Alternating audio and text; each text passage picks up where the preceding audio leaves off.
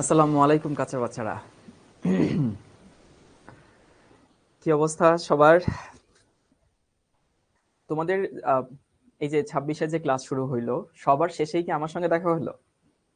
সবগুলো সাবজেক্টের ক্লাস বোধহয় একটা করে হয়ে গেছে কেমিস্ট্রি বাদে। ফিজিক্স হয়েছে আমি দেখছি, ম্যাথ হয়েছে দেখছি, আইসিটি হয়েছে দেখছি, ইংলিশ বাংলাও বোধহয় হয়েছে। দিন শেষে কেমিস্ট্রি একেবারে শেষে। আচ্ছা, না ভালো। শেষ ভালো যার সব ভালো তার। তো সবাই কি অবস্থা? হালকা মানে হালচাল কেমন চলে?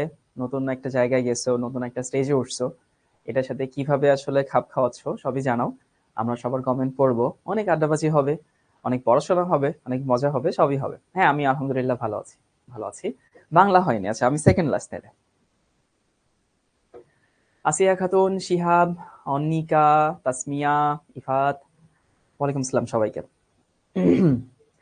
হ্যাঁ, আমি আছি, আমি বেশ ভালো আছি। খালি আমার একটু সর্দি লাগছে, বুঝছো? সর্দি লাগছে, মাথা ভারী ভারী হয়ে আছে, মনে হচ্ছে জ্বর জ্বর আসবে। তো আমাদের তো পরিচয় পরিবর্তন হয়ে গেছে, তাই না? আমাদের পরিচয় ছিল আগে SSC 24, এখন আমাদের পরিচয় HSC 26। তো এই যে নতুন পরিচয়, এখন কলেজে ক্লাস শুরু হবে। জানি না তোমরা জিনিসটাকে কিভাবে দেখছো, বাট এটা কিন্তু একটা বিশাল পরিবর্তন জীবনে। কেন বিশাল পরিবর্তন? স্কুল জীবন, কলেজ জীবন, স্কুলের এইম, কলেজের এইম, স্কুলের তোমার ম্যাচুরিটি, কলেজে তোমার ম্যাচুরিটি, স্কুলে পড়াশোনার ধরন, কলেজে পড়াশোনার ধরন অনেক আলাদা। স্কুলের টিচার, কলেজের টিচারও তো আলাদা। তুমি এখন এক টাইপের টিচারের কাছে পড়ছো, এখন নতুন টাইপের টিচারের কাছে পড়বা, তো সব মিলে আসলে অনেক বড় একটা পরিবর্তন হবে। এই পরিবর্তনটাকে তুমি যদি সাদরে গ্রহণ করো, যদি তুমি মনে করো ভয় না পাও, তাহলে কিন্তু দেখবা যে এমন আহামরি কিছু না। লাইফে পরিবর্তন হয়, চেঞ্জ এটা লাইফের সব থেকে কনস্ট্যান্ট জিনিস, চেঞ্জ আসবে। লাইফ চেঞ্জ হবেই, তুমি চাও না চাও। তোমার সারাউন্ডিংস পরিবর্তন হবে, তুমি যদি সেটাকে সুন্দর মতো গ্রহণ করতে পারো, সেটাকে হাসি মুখে বরণ করতে পারো, তাহলে দেখবা যে জীবন আসলে পরিবর্তন খুব একটা না, তোমার কাছে ভাল লাগবে। আরেকটা জিনিস, তুমি কখনো কি খেয়াল করছো যে আমাদের মধ্যে অনেকেই আছে যারা পুরাতন মুভি দেখে অভ্যস্ত। মানে একই মুভি, দেখা মুভি কিন্তু বারবার দেখি, একটা গান শোনা বারবার শুনি। আবার অনেক সময় দেখা যায় একটা গান তুমি নতুন একটা মুভি বের হয়েছে, বাট দেখতে কেন জানি সাহস পাই না আমরা। কেন সাহস পাই না? মনে হয় যে এই মুভিটা ভালো হবে কিনা, নতুন একটা মুভি দেখবো মজা লাগবে কিনা, এই ভয়টা আমাদের মধ্যে থাকে। তো এই ভয়টা যাদের মধ্যে আছে ওরা আসলে নতুনত্বকে একটু ভয় পায়।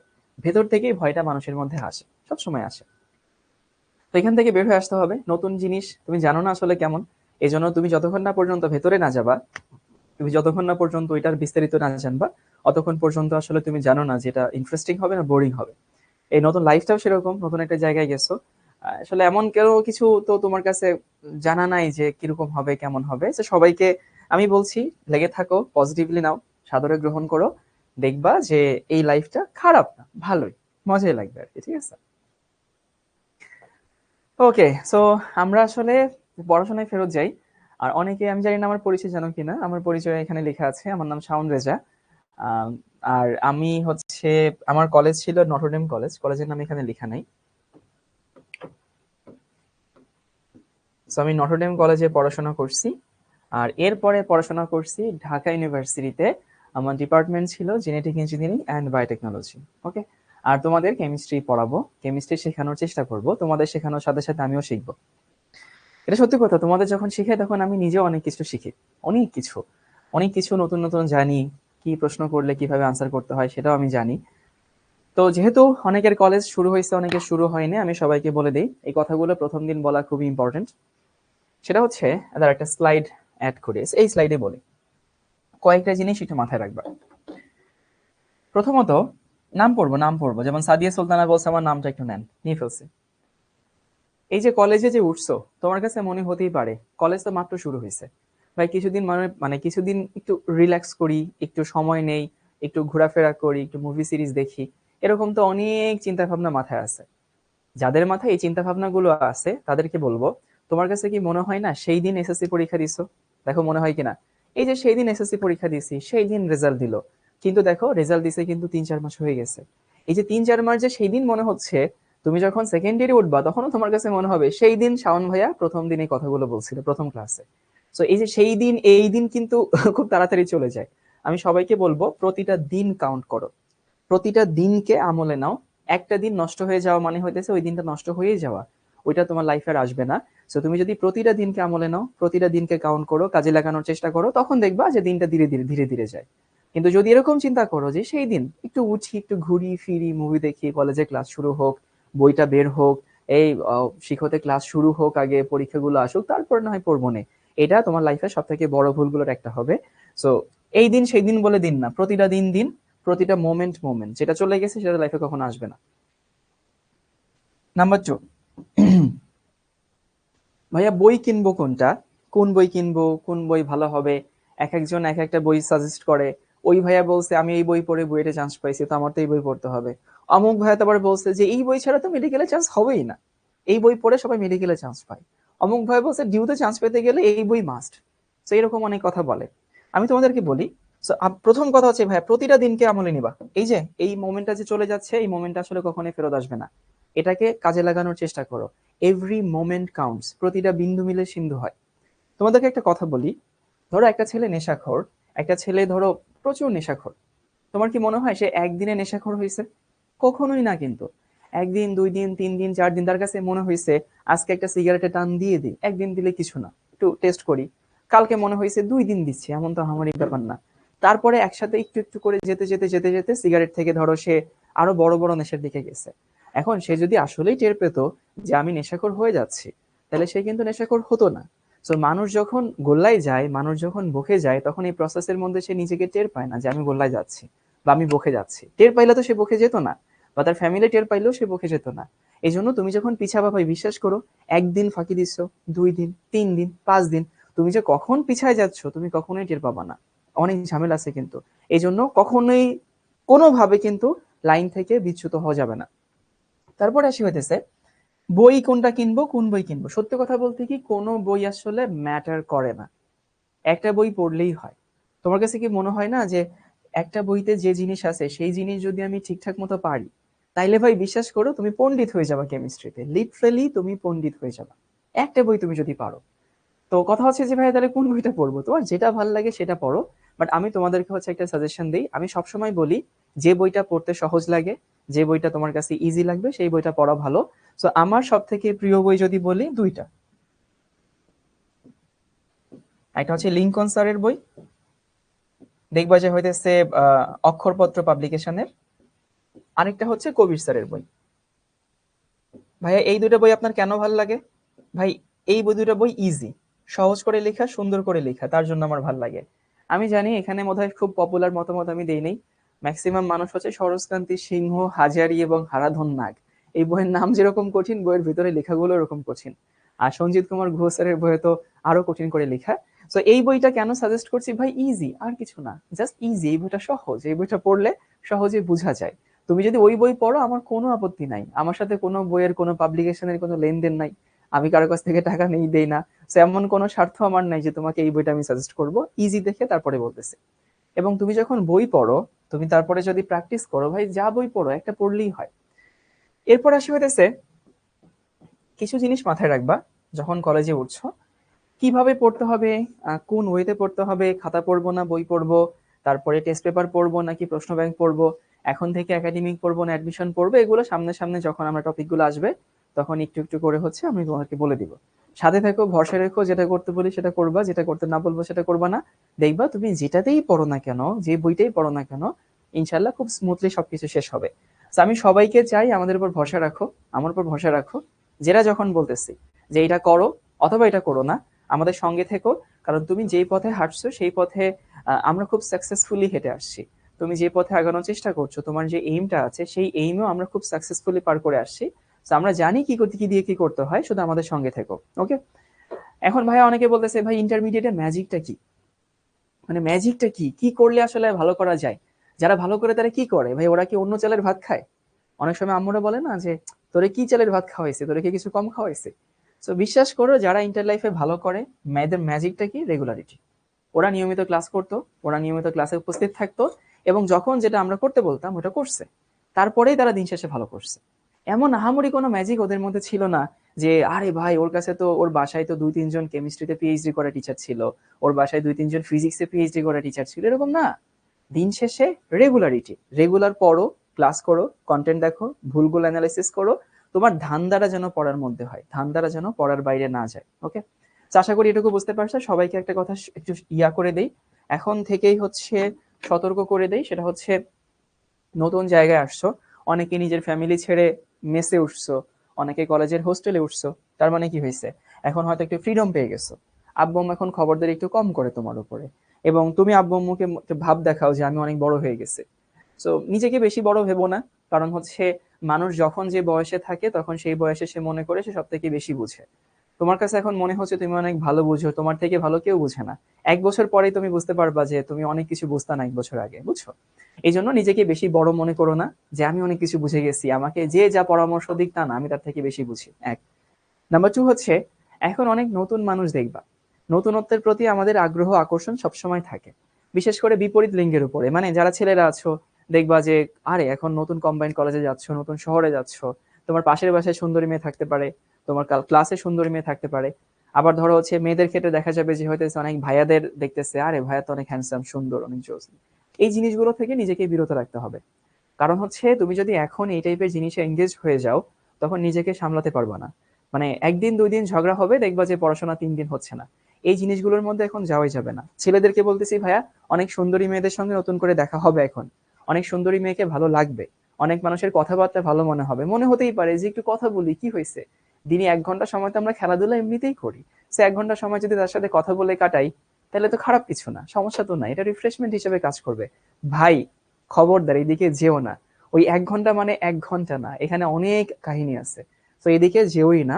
আর মেয়েদেরকে বলতেছি যে এটা আমি আগে বলছিলাম কিনা জানি না, ধরো কোন একটা ভাইয়া, মেয়েরা নর্মালি হইতেছে হয়তো বাসায় পড়াইতে আসে এরকম একটা ভাইয়া, অথবা বড় ভাইয়ের বন্ধু যে ভালো কথা পড়াশোনা করে সেরকম ভাইয়া, অথবা ফেসবুকে পড়ে বুয়েটের ভাইয়া, ডিউর ভাইয়া, মেডিকেলের ভাইয়া, অথবা হচ্ছে কোনো কোচিং সেন্টারের ভাইয়া, এই ভাইয়াদের প্রতি মেয়েরা হচ্ছে একটু মাঝে মধ্যে দেখা যায় নিজের অজান্তে, নিজে না বুঝে হইতেছে অ্যাটাচড হয়ে যায়। এগুলো করতে চেও না। কেন করতে চেও না একটু বলি। এখন আসলে ওই দিন আর নাই যে মেয়ে মানুষ, ক্যারিয়ার বলে কিছু নাই, বিয়ে দিয়ে দিলে তো হয়ে গেল, এরকম কিন্তু না। তোমার নিজের ক্যারিয়ার আছে, তোমার প্রতিও আব্বু আম্মু কিন্তু অনেক এক্সপেকটেশন নিয়ে বসে আছে, তোমাকে অবশ্যই ভালো কিছু করতে হবে। তো নিজের ক্যারিয়ারকে বাদ দিয়ে আর কোনো কিছুতে এখন ফোকাস করা যাবে না। নাম্বার 2, ধরো আমি আমার কথাই বললাম, তোমার কাছে মনে হইলো যে শাওন ভাইয়া তো অনেক হ্যান্ডসাম, অনেক জোস, ধরো আমি না বাট বলতেছি তোমার কাছে মনে হচ্ছে আর ভাইয়া তো অনেক জোস, তাহলে কি তুমি ভাইয়াকে এখন ফেসবুকে নক দিলা, ধরো তুমি আমাকে নক দিলা, তো আমি তোমাকে ফেসবুকে হা হা ই করতেছি তোমার সাথে, যে তুমি আমাকে নক দিচ্ছ, আরে তুমি ক্লাসে কমেন্ট করো, তুমি তো অনেক কিউট। এটা কি ইন্ডিকেট করে জানো? তোমার মতো তো আরো অনেকেই আমাকে নক দিবে, তাই না? যেহেতু তুমি আমাকে নক দিছে, তোমার কাছে আমাকে হ্যান্ডসাম মনে হয়েছে, আরো অনেকের কাছে হয়তো মনে হচ্ছে। So আমি তোমার সাথে হা হি করতেছি ফেসবুকে, এটা মিন করে আমি আর বাকি সবার সাথেই করি। তো তুমি নিশ্চয়ই বাকি সবার মধ্যে একজন হইতে চাইবা না, তুমি অনন্য কিছু হইতে চাইবা। তো এই জন্য এই ফাঁদে এখন পা দিও না, ছেলে মেয়ে সবাইকে বলতেছি।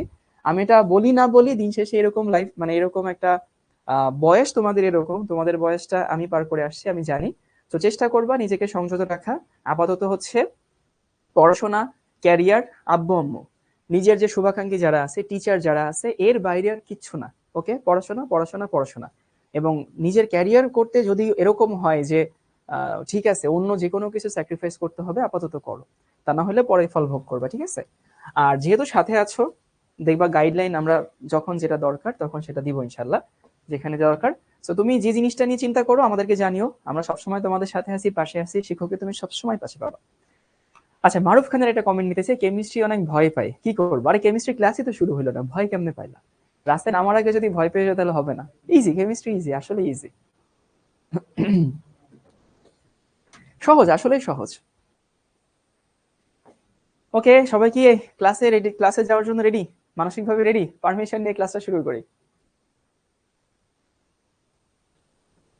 এই কঠিন লাগে না সহজ লাগে ভাই, পড়ছো তুমি এখনো? এখনো তো পড়া শুরুই করো না, তাহলে কেমনে বুঝলা কঠিন লাগে না সহজ লাগে?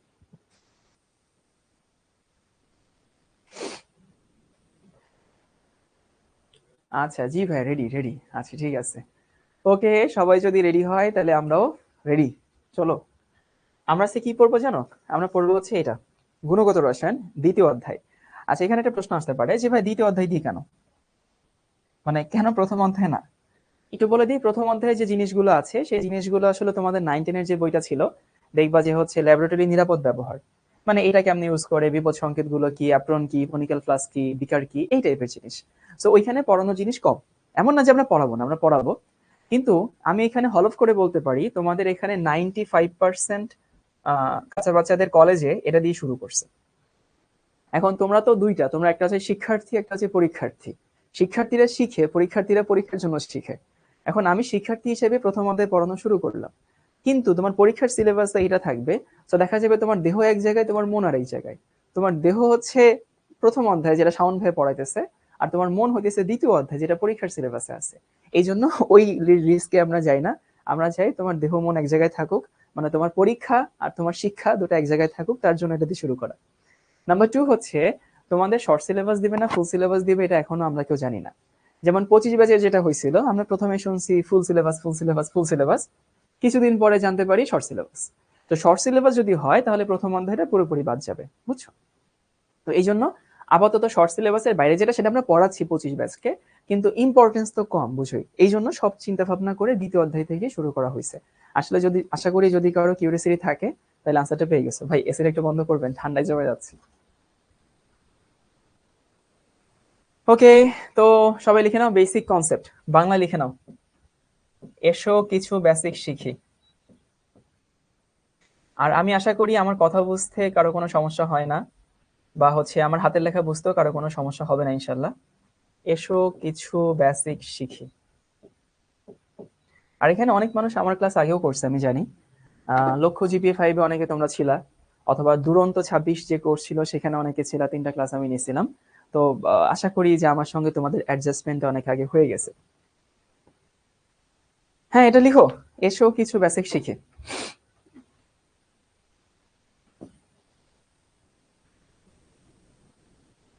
তোমরা কি এক্সপেক্ট করছো যে প্রথম ক্লাসে এসেই আমি একেবারে বইয়ের জিনিসপত্র একদম ধোঁয়ায় পড়ানো শুরু করব? অবশ্যই না। প্রথমে কিছু আস্তে আস্তে আস্তে আস্তে একটা গাড়ি রানিং করা উচিত, তাই না? হুট করে তুমি একটা বাইককে বা একটা গাড়িকে 100 কিলোমিটার/আওয়ার বেগে তো স্পিডে নিতে পারবে না। তোমাকে একটু একটু করে আস্তে আস্তে স্পিড আপ করতে হবে। তো প্রথমে দেখি হইতেছে পদার্থ কি জিনিস। একই জিনিস, পদার্থের ডেফিনেশন কি? পদার্থ হচ্ছে যার দৈর্ঘ্য আছে, প্রস্থ আছে, ভর আছে, এবং যা বল প্রয়োগে বাধা দেয়। মানে দেখো, এই যে আমার কাছে ধরো এই পয়েন্টারটা আছে, এই পয়েন্টারের দৈর্ঘ্য প্রস্থ আছে, এই পয়েন্টার হচ্ছে একটা ভর আছে, এই পয়েন্টারের একটা এক্সিস্টেন্স আছে। তো যেটা আমরা দেখি যার দৈর্ঘ্য প্রস্থ উচ্চতা আছে, যে বল প্রয়োগে বাধা দেয়, সেটাকে আমরা কি বলি? পদার্থ বলি। ওই ডেফিনেশন এখন আমাদের দরকার নেই। তাহলে পদার্থ হচ্ছে এমন জিনিস যার একটা অস্তিত্ব আছে, যার ভর আছে, যার ওজন আছে, এবং যে বল প্রয়োগে বাধা দেয়। তো তোমাকে যদি কখনো আঙ্কেল আন্টি অপদার্থ বলে, তাহলে আমি তোমাকে বলে দিচ্ছি সেটা কিন্তু সাইন্টিফিক্যালি ঠিক না। কারণ দেখো, তোমার ভর আছে, তোমাকে যদি কেউ বল প্রয়োগ করে তুমি তো বাধা দিতে পারবা, তো তুমি কিন্তু আসলে অপদার্থ না। আমি জানি এখানে অনেক আঙ্কেল আন্টি আছেন, তো অপদার্থ ওদেরকে যে বলেন, এটা কিন্তু সাইন্টিফিক্যালি ঠিক না, এটা পদার্থ কিন্তু। এরপরে আসি, পদার্থ দুই রকম আমি জানি, সেটা হয়তো একটা হচ্ছে মৌলিক,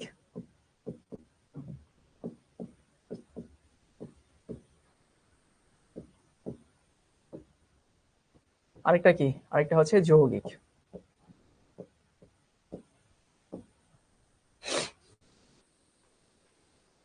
মৌলিক পদার্থ মানে কি? মৌলিক পদার্থ মানে আমি যদি কোনো পদার্থকে ভাঙি, আমি কোনো পদার্থকে যদি ভাঙি, তাহলে নতুন কিছু পাবো না, মানে ওইটাই পাবো, কিন্তু স্মলার পোর্শন পাবো। যেমন ধরো যদি এমন হইতো যে এটা যদি এক খণ্ড আয়রন হইতো, পিওর আয়রন। সো এটা যদি এক খণ্ড আয়রন হতো, আচ্ছা ফাতেমা বলছে, আম্মু বলছে ছেলেটা অনেক চালাক, আচ্ছা আসসালামু আলাইকুম আন্টি। এটা যদি পিওর একটা আয়রন হইতো, তুমি এটাকে ভাঙলে আয়রন ছাড়া কিন্তু অন্য কিছু পাইতে না। আবারও বলতেছি যে এটা যদি আয়রন হইতো, তুমি এটাকে ভাঙলে অন্য কিছুই পাইতে না। তো যাকে ভাঙলে ওটা ছাড়া অন্য কিছু পাওয়া যায় না, সেটাকে আমরা মৌলিক পদার্থ বলি বা মৌল বলি, যাকে ভাঙলে অন্য কিছু পাওয়া যায়। যেমন ধরো তুমি যদি হইতেছে পানিকে ভাঙো, কি পাচ্ছ? অক্সিজেন, হাইড্রোজেন পাচ্ছ না?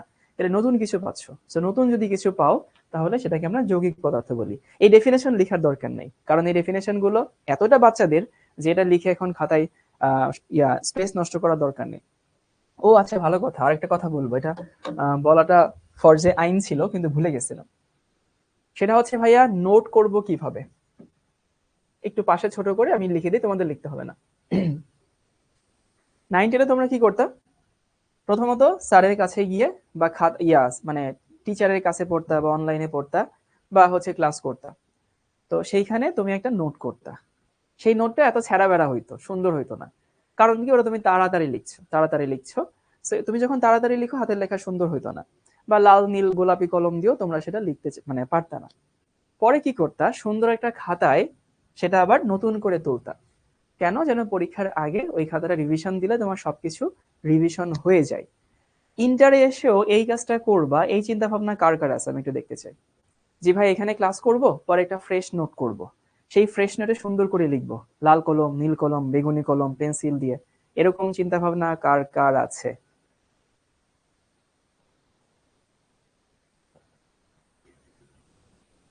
ওকে, গুড, অনেকেরই আছে। বাট এই চিন্তা ভাবনাটা বাহবা দেওয়ার মতো না। একটা কথা আছে না, কিপ ইউর এক্সপেকটেশন রিয়েলিস্টিক। তো আমরা এই যে ক্লাসে যে নোটটা করছি, বিশ্বাস করো ভাই, তোমার যখন গাড়িটা ফুল স্পিডে চলবে, মানে যখন কলেজেও ক্লাস শুরু হবে, শিক্ষতেও ক্লাস শুরু হবে, তুমি তো বাসায় হয়তো কারো না কারো কাছে পড়ো, সেই যখন তোমাকে পড়াইতে আসবে, তুমি এই সময়টা পাবা না। আবারও বলছি, এই সময়টা তুমি পাবা না। সো তুমি শিখর ক্লাস, কেমিস্ট্রির কথা বলতেছি, তুমি আমার এখানে যেটা পড়ছো সেটাই তোমার নোট খাতা। নতুন করে আর নোট করার সুযোগ পাবা না। আগামী 1-2 সপ্তাহ হয়তো পাবা, কিন্তু এরপরে আর পাবা না। এই জন্য নতুন করে নোট করার কোনো মানেই হয় না, ওই সময়টা নষ্ট হবে শুধু শুধু। সো তুমি ক্লাসে যেটা নোট করবা সেই নোটটাই তোমার ক্লাস নোট। সবাই কি বুঝতে পারছি? আবারও বলতেছি, এটা করলে শুধু শুধু তোমার ওইখানে সময় নষ্ট হবে ভাই। ইন্টারমিডিয়েট খুবই অল্প সময়, এবং এখানে হিসাব করে সময় খরচ করতে হয়। এমন না যে তোমার কাছে অফুরন্ত সময় আছে, হেসে খেলে শুয়ে বসে কাটাচ্ছি, পরেরটা পরে দেখা যাবে, এটা সময় পাবা না। তারপরে আসি, নোট যখন করবা তখন অবশ্যই একটু ফাঁকা রেখে নোট করবা। ফাঁকা রেখে মানে কি জানো? ধরো, ব্যাপারটা হচ্ছে এরকম, আমি তোমাকে একটা টপিক এখানে শুরু করলাম, তো সেই টপিকটা আমি এখানে শেষ করে ফেলছি। যেমন ধরো বেসিক আমি শেখাইলাম, শেখানোর পরে আমি একটু বললাম যে নতুন টপিকে যাব। তুমি করবা কি, 1 বা 2টা পেজ ফাঁকা রেখেছো। ফাঁকা রাখার সুবিধা কি ভাইয়া? তুমি তো খালি আমার এই খাতার উপর বেস করে তো আল্লাহর রাস্তায় পরীক্ষায় যাবা না, অবশ্যই তুমি এরপরে বই পড়বা, তাই না? এখন তুমি যখন বই পড়তে যাবা, তখন এমন কি হতে পারে না যে বইতে একটা লাইন তুমি পাইছো, যে লাইনটা তোমার কাছে মনে হচ্ছে যে নোট খাতায় লিখলে ভালো হইতো, বা পরবর্তীতে পড়ার সময় এই জিনিসটা আমাকে হেল্প করবে। তাহলে তুমি এটা কই রাখবা? তোমার একটা অংশ খাতায় আছে, একটা অংশ বইয়ে আছে, এভাবে তো তুমি পরীক্ষার হলে বা পরীক্ষার আগে পাজল হয়ে যাবা। এই জন্য যদি বই পড়তে গিয়ে অতিরিক্ত কোনো তথ্য পাও যেটা নোট করে রাখার মতো, সেইটা ওই ফাঁকা জায়গায় নোট করে ফেলবা, এবং ওইটা অন্য একটা রং দিয়ে নোট করবা, যেন তুমি বুঝতে পারো এটা শাওন ভাইয়ের ক্লাসে নোট করছিলাম, আর এটা হইতেছে আমি নতুন করে বই পড়তে গিয়ে এখানে নোট ডাউন করে রাখছি। দেখবা দিন শেষে এক্সামের আগে খুব সুন্দর একটা নোট খাতা হয়ে গেছে। তারপরে আসি, তাহলে হচ্ছে তোমার মেইন ইনগ্রেডিয়েন্টটা কি হবে? তোমার মেইন ইনগ্রেডিয়েন্ট হবে হতেছে এই নোট, প্লাস হচ্ছে একটা বই। সেটা লিঙ্কন স্যারের বই হলে আমি পার্সোনালি খুশি হব। চাইলে কবির স্যারের বই নিতে পারো, চাইলে হাজারি স্যারের বই নিতে পারো, আমার কোনো আপত্তি নেই। এখন দেখো, বই তো ভাই কলেজে একটা না, অ্যাটলিস্ট সবাই 2টা রাখে। সবার কাছে 2টা করে বই থাকবে। তুমি তোমার সিনিয়র ভাই আপুদেরকে জিজ্ঞেস করবা, সবার কাছে অ্যাটলিস্ট 2টা করে বই থাকে। সো 2টা বইয়ের মধ্যে একটা বই মেইন বই থাকবে, যে বইটা দিয়ে তুমি পড়বা। এখন কলেজে যখন তুমি যাবা, তখন দেখবা যে তোমার বন্ধুরা বলতেছে, আরে এই টপিকটা তো ওই বইয়ের ভালো, বা এই টপিকটা তো ওই বইয়ের ভালো। এমন কিন্তু অবশ্যই আসবে। এমন না যে হইতেছে আমি যে বইয়ের নামগুলো বলতেছি এগুলো তুলসী পাতা। এগুলো কিন্তু ভাই সব বইতে কিছু ভালো মন্দ থাকে। কোনো কোনো টপিক আছে এই বইতে ভালো, কোনো টপিক আছে ওই বইতে ভালো। তো নোট খাতা তো তোমার মেইন পড়ার জিনিস। নোট খাতা পড়ার পরে বইয়ের ভাষা বোঝার জন্য বই পড়তে হয়। এখন এই বইটা পড়ার সময় যদি এমন হয় যে মেইন বইয়ের বাইরে তুমি অন্য কোনো বই পড়ো, যদি হয় যে এই টপিকটা আমি ওই বই থেকে পড়ছি, তখন তুমি করবা কি, যে বই থেকে পড়ছো সেই বইয়ের নাম এবং সেই বইয়ের পেজ নাম্বার লিখে রাখবা মেইন বইটাতে। কি বলছি বুঝতে পারছি? আবারও বলতেছি, মেইন বইটা পড়ার সময় যদি এমন কোনো টপিক আসে যেটা তোমার বন্ধু বলছে ওই বইতে ভালো, বা শাওন ভাইয়া বলছে ওই বইতে ভালো, তখন মেইন বইতে লিখে রাখবা যে ফার্স্টে তুমি মেইন বই লিঙ্কন স্যারের বই, বাট একটা টপিক হাজারি স্যারের বই থেকে পড়ছো, তখন লিখবা যে হাজারি বা হয়কার দিয়ে পেজ নাম্বার ধরো 200 বা পেজ নাম্বার 27।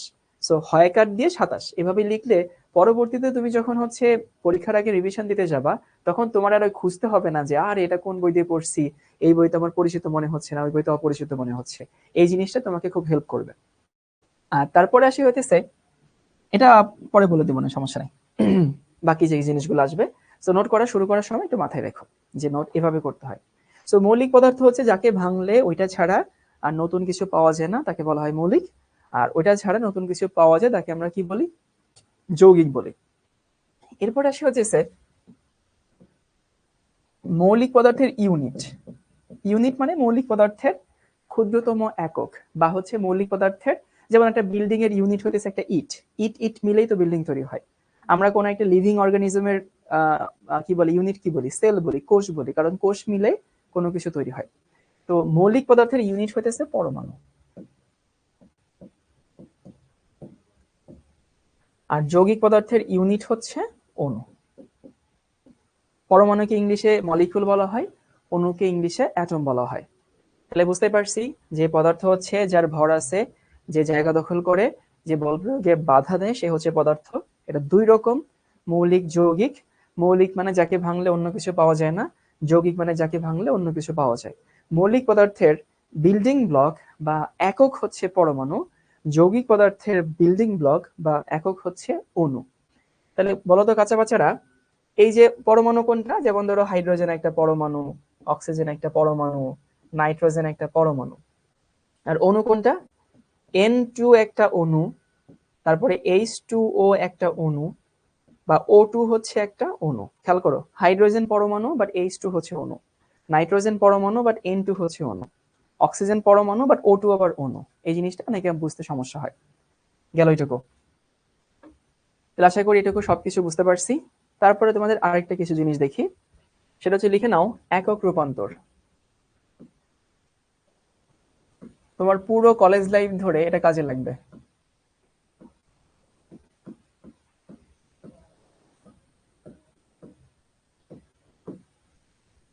ইংলিশে বলে ইউনিট কনভার্সন।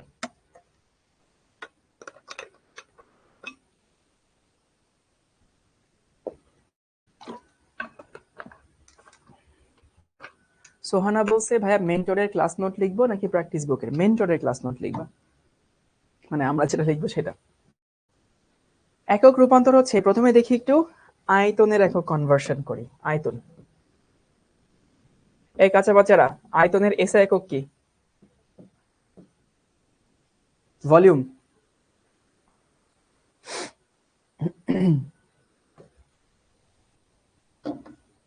প্রশ্ন হচ্ছে আয়তনের বা ভলিউমের এসআই ইউনিট কোনটা? অ্যাটম মানে পরমাণু, হ্যাঁ গুড, ঘনমিটার। আয়তনের এসআই একক হচ্ছে ঘনমিটার। কিন্তু আয়তনের সব থেকে পপুলার একক কোনটা জানো? সব থেকে পপুলার একক হচ্ছে লিটার। যেমন তুমি পানি কেনো আধা লিটার বা 1 লিটার বা 2 লিটার। সো পপুলার ইউনিট আর এসআই ইউনিট কিন্তু এক না, সবসময় কিন্তু পপুলারটা আর এসআইটা মিলবে না। আমার প্রশ্ন হইতেছে যে 1 ঘনমিটার সমান কত লিটার? বলো তো। খুবই সিম্পল কোয়েশ্চেন, যে ভাইয়া 1 ঘনমিটার সমান কত লিটার? যারা জানো না তাদেরকে বলতেছি, 1 ঘনমিটার সমান হচ্ছে 1000 লিটার। ওকে, অনেকে বলতেছে 1 ঘনমিটার সমান 1 লিটার। যারা বলতেছে 3 বার নাউজুবিল্লাহ পড়ো, যে 1 ঘনমিটার সমান 1000 লিটার। আচ্ছা, তোমরা তো আয়তাকার ঘনবস্তু বুঝো তাই না? ধরো এই একটা আয়তাকার ঘনবস্তু, ঘনবস্তু আর কি, ধরো এই একটা বস্তু আছে আর কি। এখন 1 মিটার বলতে কি বুঝায়? 1 মিটার, 1 ঘনমিটার বলতে বুঝায়, দেখো 1 মিটার দৈর্ঘ্য, 1 মিটার প্রস্থ, আর 1 মিটার যদি উচ্চতা হয় তখন সেটাকে আমরা বলি হইতেছে, দেখো 1 1 এবং হচ্ছে 1, এটাকে আমরা 1 ঘনমিটার বলি। তাহলে 1 ঘনমিটার মানে হইতেছে 1 মিটার দৈর্ঘ্য, 1 মিটারে মোটামুটি এতখানি হয়। 1 মিটার দৈর্ঘ্য, এরকম 1 মিটার প্রস্থ, আর 1 মিটার উচ্চতা। তাহলে এত বড় একটা বস্তু হয়, সেখানে তুমি যদি পানি ঢালো, সেখানে পানি ঢালো, সেখানে কতটুকু পানি ঢুকবে? 1 লিটার? খবরদার না। 1 লিটার তো ভাই এই যে আমার হাতে যে বোতলটা আছে, এটা 1 লিটার। বা তোমরা দেখছো 1 লিটারের পানি পাওয়া যায়, 1 লিটারের মোজো পাওয়া যায়, কোক পেপসি পাওয়া যায়। সো খবরদার, 1 ঘনমিটার মানে হইতেছে 1 লিটার না, 1 ঘনমিটার মানে হইতেছে 1000 লিটার। একটু ফিল করবা, দেখবা মজা লাগবে। অথবা আরেকটা ওয়ে বলে দিই, এখানে যারা গ্রামের দিকে থাকো, দেখবা গ্রামে যারা হচ্ছে অ্যাটাচড ওয়াশরুম বানায়, বা মফস্বল এরিয়াতে এটা বেশি দেখা যায়। সো মফস্বল এরিয়াতে দেখবা অনেকের ছাদের উপরে বিশাল বড় পানির ট্যাঙ্ক থাকে, ওই যে গাজী পানির ট্যাঙ্ক, এই পানির ট্যাঙ্ক, সেই পানির ট্যাঙ্ক। ওই পানির ট্যাঙ্ক গুলো দেখবা হয় 500 লিটার থাকে, না হয় 1000 লিটার থাকে। যদি একটু বড় হয় তাহলে 1000 লিটারই থাকে, ম্যাক্সিমাম 1000 লিটার থাকে। তো ওই 1000 লিটার পানি থাকে মানে আসলে ওখানে 1 ঘনমিটার পানি থাকে, বুঝতে পারছো? আশা করি সবাই এটুকু বুঝছি যে 1 ঘনমিটার সমান 1000 লিটার, একেবারে অন্তরে ধারণ করে নাও। এই বয়সে এসে এটা তুমি জানো, স্যাররা ধরে নেয়, এই জন্য এগুলো কেউ শিখায় না, বাট আমরা এটুকু মনে রাখবো। তারপরে সবাই একটু লিখে নাও যে 1 ডেসিমিটার কিউব সমান হচ্ছে 1 লিটার।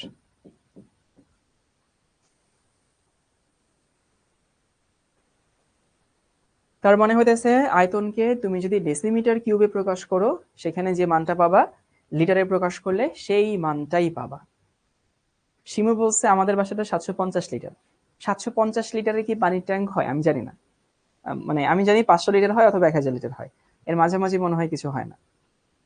এখন কেউ যদি এইটা চাও, দিন শেষে তোমার এটা মনে রাখা লাগবে, বাট আমি একটু প্রমাণ দেখাচ্ছি।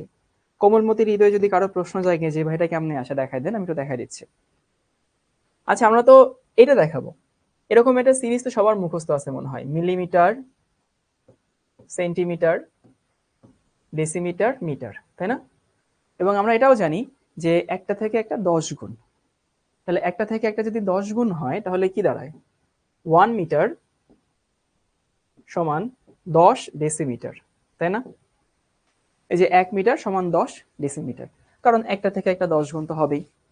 ওকে, তাহলে দুই পাশে কিউব করো, দুই পাশে কিউব করলে কি দাঁড়ায় কাচ্চা বাচ্চারা, 1 এর কিউব করলে তো 1ই থাকে, আর 10 এর কিউব করলে 1000 হয়।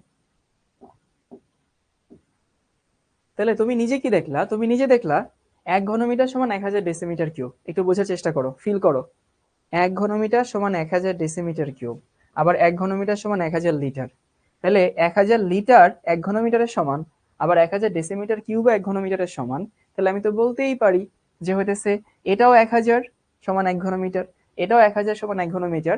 সো তুমি যদি আয়তনকে ডেসিমিটার কিউবে প্রকাশ করলে যা পাবা, লিটারে প্রকাশ করলেও তাই পাবা। সবাই কি মানতে পারছি অন্তর দিয়ে? হ্যাঁ, 1 ডেসিমিটার সমান 0.1 metre. Tamanna, yes, your right. এই সবাই কি বুঝছে এটা? কিন্তু ভাই দিন শেষে তোমাকে তো এটা মুখস্থই রাখতে হবে। তোমার কি মনে হয় এক্সাম হলে তুমি এগুলো করে করে বের করবা? এটা সম্ভব না। তোমাকে এটা মনে রাখতে হবে যে 1 ডেসিমিটার কিউব সমান হতেছে 1 লিটার। এরপরে আসি 1 সিসি। সিসি মানে সেমি কিউব। সেমি কিউব মানে হইতেছে কিউবিক সেন্টিমিটার। কিউবিক সেন্টিমিটার মানে হইতেছে সেমি কিউব আর কি। কিউবিক সেন্টিমিটারকে সংক্ষেপে সিসি বলে। 1 সিসি সমান হইতেছে 1 ml। এটাও এভাবে আনা যায়, বাট আমি সবসময় বলি যুদ্ধের ময়দানে অস্ত্র রেডি করে নিয়ে যেতে হয়। তুমি যুদ্ধের ময়দানে গিয়ে অস্ত্র রেডি করবা, তোমাকে তো শত্রুপক্ষ ঠাড়া করে দিবে, এটা তো সম্ভব না। সো এই জন্য অস্ত্র রেডি করে তারপরে হচ্ছে যুদ্ধের ময়দানে যেতে হয়। দেখবা আর্মিরা সবসময় চুলের কাট খুব ছোট রাখে। তারপর হইতেছে কখনো কি তুমি দেখছো যে আর্মিরা লুঙ্গি পরে গেছে? লুঙ্গি পরে তো যুদ্ধ করতে যায় না। কেন? কারণ ভাই তখন আমার সেই লুঙ্গি টুঙ্গি চুল টুল নিয়ে তো আমার মনোযোগ বেশি যাবে। সো আমার এগুলো না সরাসরি কোনো ম্যাথ আসবে না, বাট অন্য অনেক ম্যাথ করতে গেলে এই কনভার্সন গুলো দরকার হবে। দেখবা তুমি একটু পরে দরকার হবে, একটু পরে না, নেক্সট ক্লাসে বা তারপরে ক্লাসে দরকার হবে। সো এই জিনিসগুলো মুখস্থ রাখতে হবে। আমি সবাইকে বলবো যে এই 3টা কনভার্সন আয়তনের ক্ষেত্রে টিটিএম।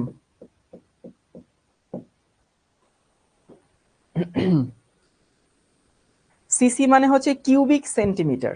কিউবিক সেন্টিমিটার মানে সেমি কিউব। সেমি কিউবকে সংক্ষেপে সিসি বলে। সেমি কিউব যে কথা কাচ্চা বাচ্চারা, সিসি একই কথা। সেমি কিউবকে ইংলিশে বলতে গেলে বলে কিউবিক সেন্টিমিটার, এটাকে বলে কিউবিক মিটার, এটাকে বলে কিউবিক ডেসিমিটার। তো ওই সংক্ষেপে সিসি বলে। আচ্ছা, টিটিএম মানে টানা টানা মুখস্থ ফারিহা, যারা এই টানা টানা মুখস্থ, টিটিএম টানা টানা মুখস্থ। তাইলে আমরা কি শিখলাম? যার ভর আছে, যা জায়গা দখল করে, যা বল প্রয়োগে বাধা দেয় তাকে বলা হয় পদার্থ। এটা দুই রকম, মৌলিক এবং যৌগিক। মৌলিক মানে যাকে ভাঙলে আর কিছু পাওয়া যায় না, যৌগিক মানে যাকে ভাঙলে নতুন কিছু পাওয়া যায়। মৌলিক পদার্থের ক্ষুদ্রতম একককে পরমাণু বলে, যৌগিক পদার্থের ক্ষুদ্রতম একককে অণু বলে। তারপর দেখলাম যে কনভার্সন আয়তনের ক্ষেত্রে 1 ঘনমিটার সমান 1000 লিটার, 1 ডেসিমিটার কিউব সমান 1 লিটার, 1 সেমি কিউব বা 1 সিসি সমান হচ্ছে 1 মিলিলিটার। মুখস্থ হয়েছে সবার? আচ্ছা, একটা কমেন্ট পড়তে চাই। ভাই একটু কমেন্টটা ধরে রাখেন তো। কমেন্টটা হইতেছে আচ্ছা, আসফার রহমান ভাইয়া কেমন আছেন? আমাদের ফিক্সড রুটিনে কবে থেকে ক্লাস শুরু হবে? আর ফিক্সড রুটিনে ক্লাস শুরু হবার আগে 2 দিন বন্ধ দিলে আগের পড়াগুলো গুছাতে পারবো। আচ্ছা, এটা আমি এই মুহূর্তে আসলে বলতে পারছি না ভাইয়া, তবে আমি জেনে জানাতে পারবো, বুঝছো? শিক্ষতে তো অনেক কাজ হয়। শিক্ষতে 450 মতো এমপ্লয়ি আছে, বুঝছো? তো এক একটা ডিপার্টমেন্ট আছে, যেমন আমাদের teaching department, knowledge department, operations department, production department, marketing department, তারপরে হচ্ছে এরকম অনেক ইঞ্জিনিয়ারিং ডিপার্টমেন্ট। তো সব ডিপার্টমেন্টের খবর তো আসলে সবাই জানি না, তো এই মুহূর্তে তোমাকে আমি তথ্যটা দিতে পারছি না, সরি। কখনো যদি হচ্ছে আমি জানি তোমাকে জানাই দিব। ঠিক আছে হ্যাপি, যে প্রশ্ন জিজ্ঞেস করছিলা। এরপরে আরো কিছু কনভার্সন আমরা দেখি, সেটা হচ্ছে লিখে নাও এসআই। এটাও খুব কাজে লাগবে, দেখবা নেক্সট ক্লাস থেকে কাজে লাগা শুরু হবে। আর হচ্ছে সি জি এস।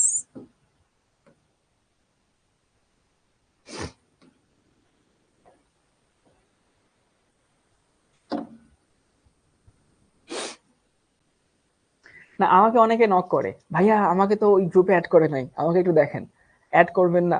এখন ভাই এটা না আসলে, মানে শিক্ষাতে এত বেশি কাজ একসাথে চলে, সবগুলোর খবর না আসলে আমরা জানি না। মানে ধরো আমি তো হচ্ছে তোমাদের টিচিং নিয়ে কাজ করি, বিশেষ করে তোমাদের কন্টেন্ট নিয়ে বেশি কাজ করা হয়, শুধু কেমিস্ট্রি না, অন্য সবগুলো আমি দেখি। মাঝে মধ্যে তোমাদের সব ভাইদেরকে নিয়ে বসি, যে কিভাবে ক্লাসে ডেলিভারি দিলে ভালো হয়, কিভাবে ওদের প্রশ্নগুলো বেশি নেওয়া যায়। আচ্ছা, এসআই, এসআই হচ্ছে সিস্টেম ইন্টারন্যাশনাল, মানে যেটাকে আমরা আন্তর্জাতিক একক বলি, বুঝছো? আর সিজিএস, সিজিএস এর ফুল ফর্ম হচ্ছে সেন্টিমিটার গ্রাম সেকেন্ড সিস্টেম। তাহলে কি বললাম, যে এসআই মানে তো সিস্টেম ইন্টারন্যাশনাল, আর সিজিএস মানে সেন্টিমিটার গ্রাম সেকেন্ড সিস্টেম। সো এই দুটার মধ্যে না অনেক কনফ্লিক্ট হয়, এই চ্যাপ্টারেই দেখবা হবে। তো আমরা দেখি যে দৈর্ঘ্যের একক কি কি। এই কাঁচা বাচ্চারা, দৈর্ঘ্যের একক এখানে এসআই তে তো মিটার, তাই না? সিজিএস এ কি, সেন্টিমিটার। এবং তোমাকে না এদের সম্পর্ক জানতে হবে। সম্পর্ক হইতেছে কি, সম্পর্ক হইতেছে 1 মিটার সমান হচ্ছে 100 সেন্টিমিটার। আশা করি এটা সবাই জানো, অনেকে চিন্তা করছে কি লিখে দেন ভাই, এটা তোমরা সবই জানি। গুড। এবার দেখি ভর। এসআইতে ভরের একক হচ্ছে কেজি, সিজিএস এ ভরের একক কি, গ্রাম। এবং সম্পর্ক কি, সম্পর্ক হইতেছে 1 কেজি সমান হচ্ছে 1000 গ্রাম। আশা করি এটা সবাই জানো।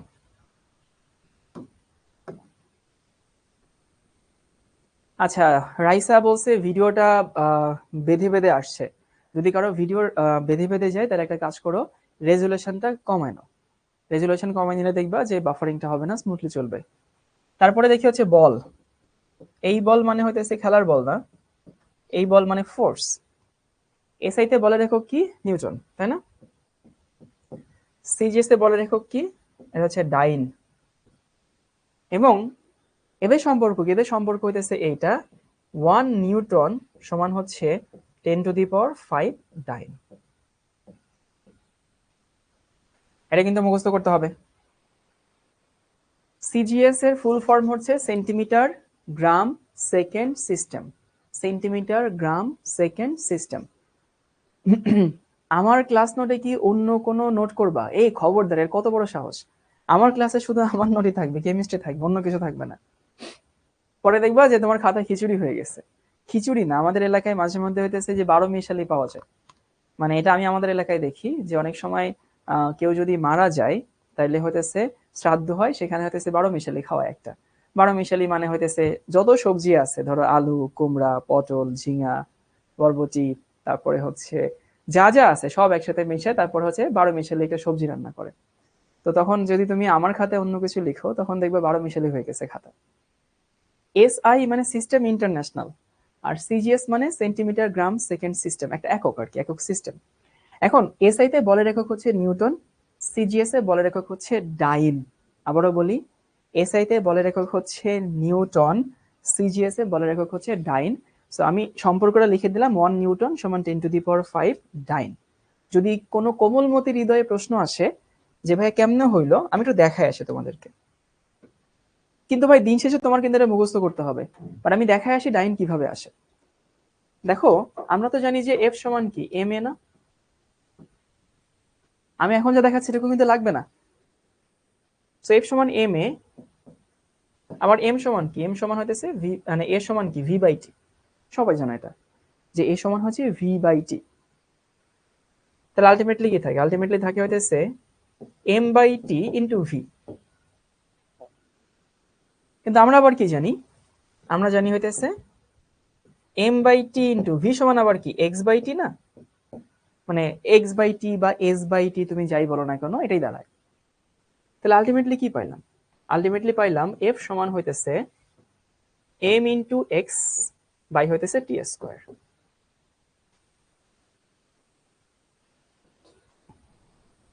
ওকে, এটুকু পাইলাম।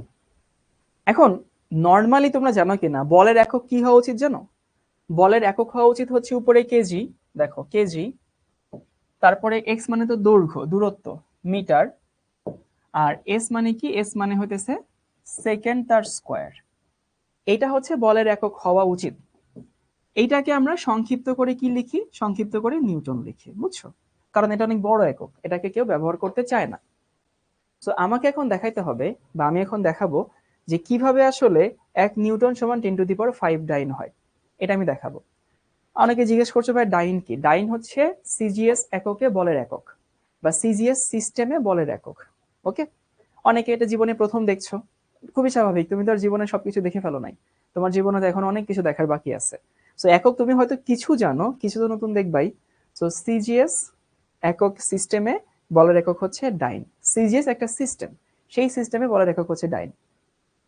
এখন কাহিনী হইতেছে আমি তোমাদেরকে দেখাবো যে 1 নিউটন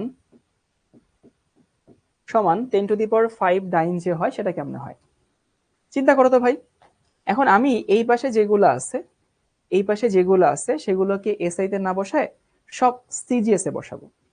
তাহলে বলো তো এখানে এই এম হচ্ছে ভর, ভর আমি এখন কেজিতে বসায় না বসায় কি বসাবো, গ্রামে বসাবো।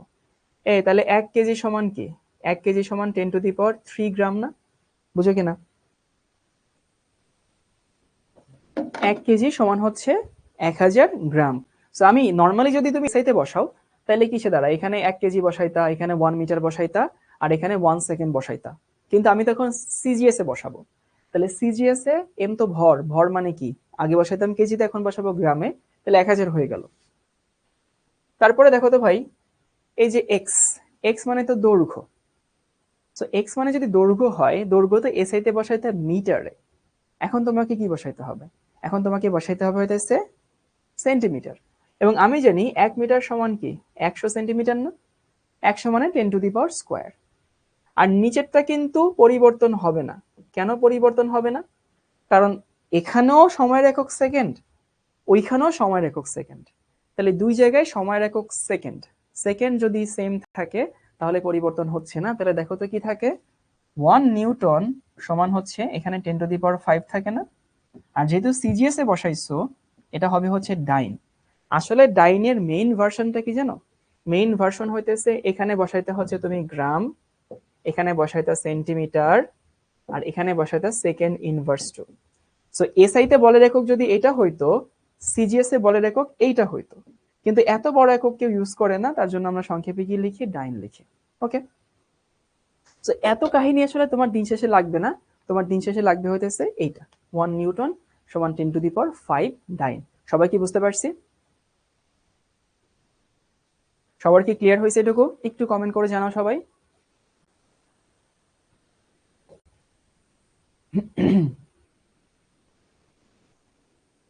ক্লিয়ার সবার, বুঝছি, আচ্ছা জি ভাই বুঝতে পারছি বুঝতে পারছি, আচ্ছা ঠিক আছে, ওকে গুড। আমরা এরপরে আসি কাজ।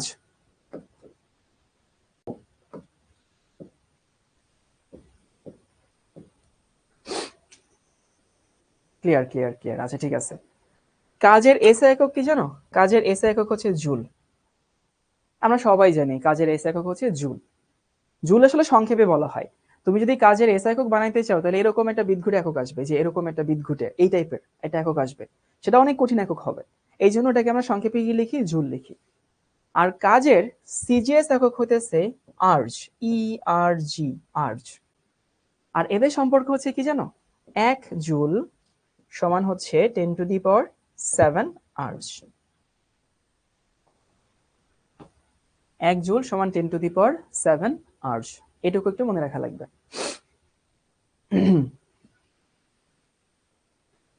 ওকে, তানিয়া পারভিন বলছে 4 দিন থেকে কমেন্ট করছি কিন্তু কেউ দেখে না, এই যে দেখে ফেললাম। যাদের সমস্যা আমি আবার রিপিট করব, সমস্যা নেই।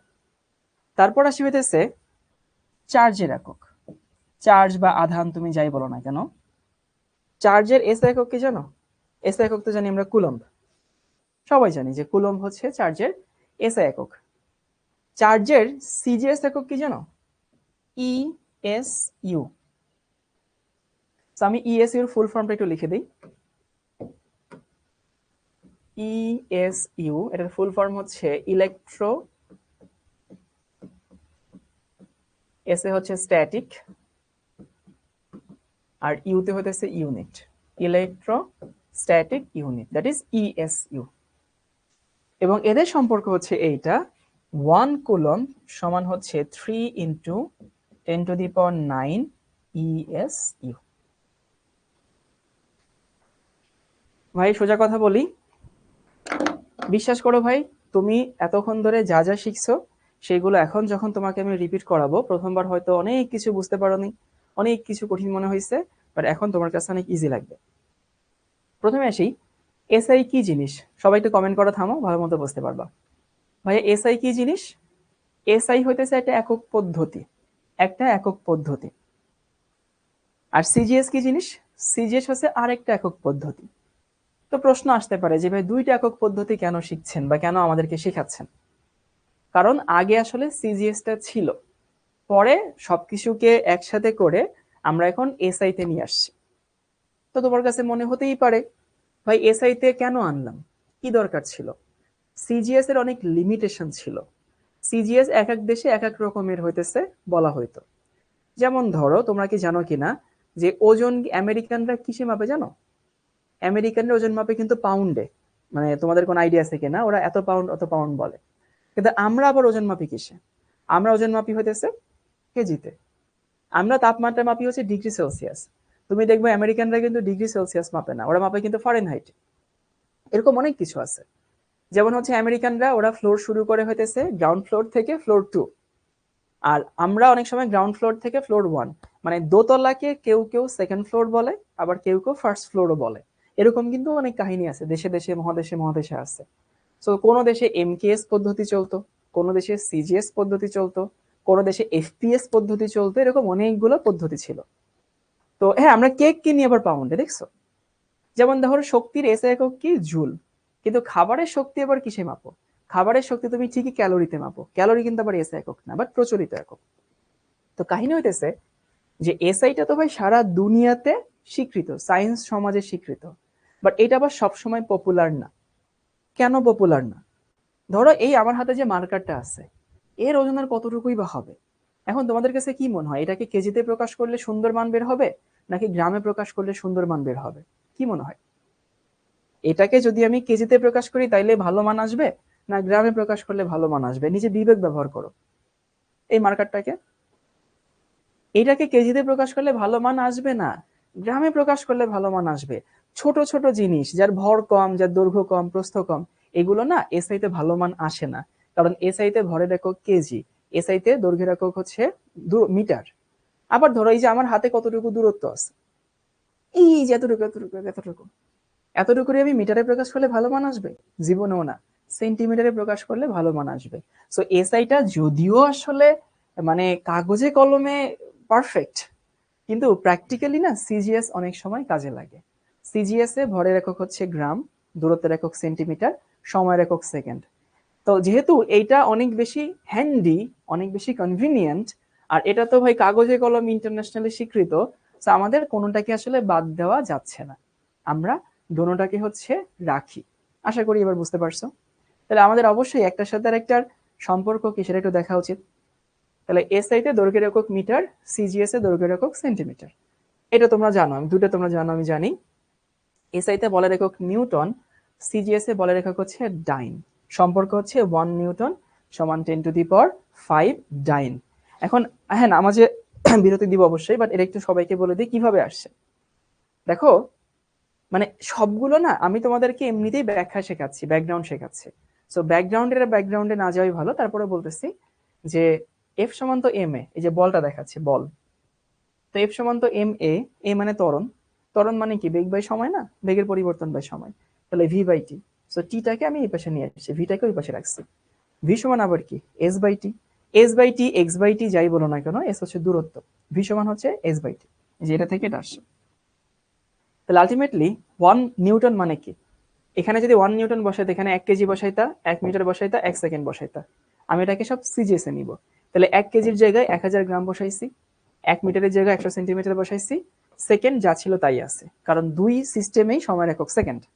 তাহলে আমি দেখলাম 1 নিউটন সমান 10⁵ ঠিক সেরকম 1 জুল সমান 10⁷ আর 1 কুলম সমান হচ্ছে 3 × 10⁹ আমি বলবো সবাই এই স্লাইডটা একটু মুখস্থ করবা। তো আমরা একটা ব্রেকে যাব।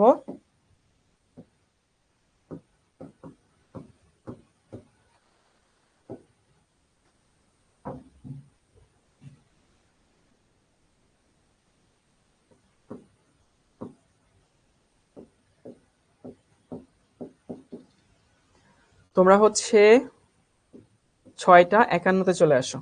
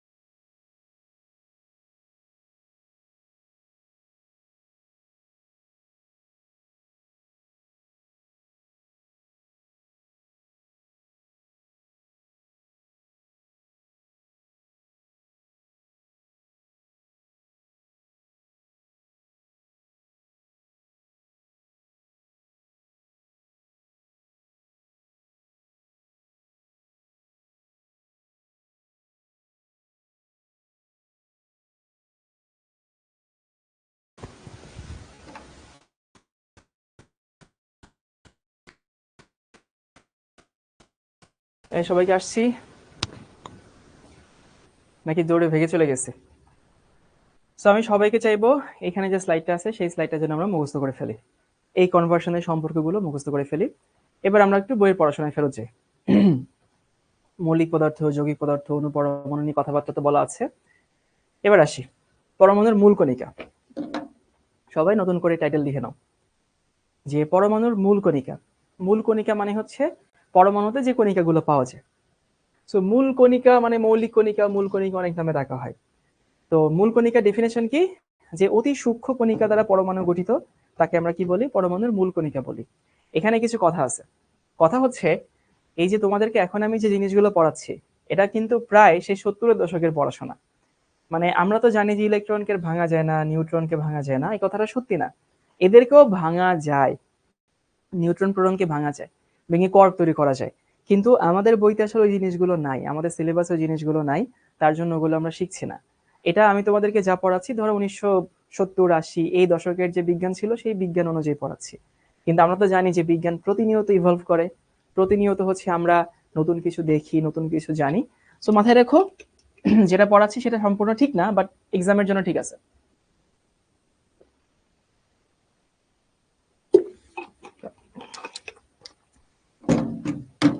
তাহলে যে অতি সূক্ষ্ম কণিকা দিয়ে পরমাণু গঠিত সেগুলোকে আমরা পরমাণুর মূল কণিকা বলি। এখন পরমাণুর মূল কণিকা 3 রকম। কি কি? একটা হচ্ছে স্থায়ী মূল কণিকা, একটা অস্থায়ী মূল কণিকা, একটা কম্পোজিট কণিকা। এখন এইগুলো না মানে তোমাদের পড়াইতে গেলে আমি খুব খুব ঝামেলায় পড়ি। কেন ঝামেলায় পড়ি জানো? কারণ এই জিনিসগুলো এখানে যা লেখা আছে বিশ্বাস করে সবগুলো ঠিক না, সবগুলো ঠিকই না। কারণ ভাই যেগুলোকে আমরা স্থায়ী মূল কণিকা বলি এগুলো ঠিক না। স্থায়ী মূল কণিকা ডেফিনেশন বইয়ে দেওয়া আছে যে সব পরমাণুতে সব সময় থাকে। আবারও বলি, স্থায়ী মূল কণিকা বলে দেওয়া আছে যে স্থায়ী মূল কণিকা, ছোট করে যদি ডেফিনেশন লিখে দেই, সব পরমাণুতে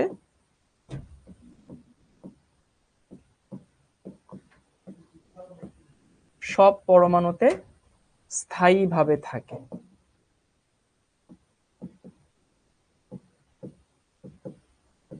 তাহলে যে কণিকাগুলো সমস্ত পরমাণুতে থাকে এবং স্থায়ীভাবে থাকে সেগুলোকে স্থায়ী মূল কণিকা বলা হয়।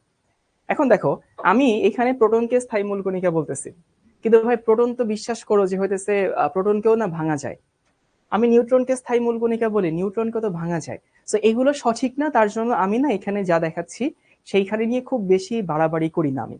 কারণ একটা ভুল জিনিসকে তুমি কতটা আসলে ব্যাখ্যা করবা, একটা ভুল জিনিসকে ব্যাখ্যা করতে গেলে তো ভুল তথ্য লাগবে। ভুল তথ্য যত দিবা তখন একটার পিছে আরেকটা ভুল তথ্য আসবে, এগুলোর কোনো মানে হয় না।